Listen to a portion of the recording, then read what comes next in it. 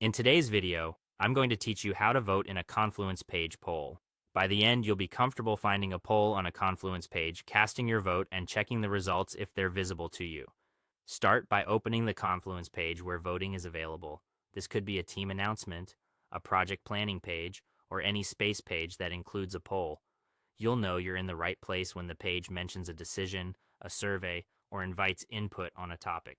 Keep the page open so you can complete the vote without losing your place. Next, look for the poll, vote, or survey section. This is often a dedicated block embedded in the page. It may be labeled poll, survey, quick vote, or something similar. Visually, you might see a short question followed by a set of radio buttons or checkboxes and a button labeled Vote or Submit. Some pages place the poll near the top for visibility, while others include it in the middle of the content or at the end of the page. Before you select anything, read the available voting options carefully. Make sure you understand exactly what each option represents.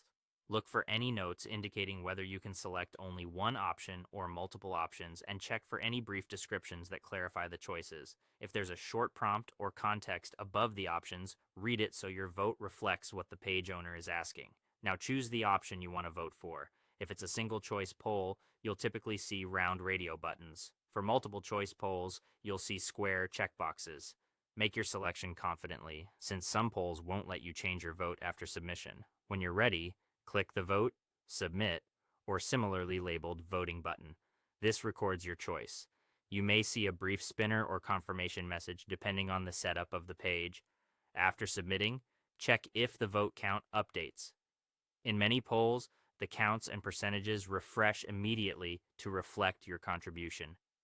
You might notice your chosen option highlighted or a total number of votes displayed. If nothing changes right away, give it a moment. Some pages take a bit to update or may only show aggregates.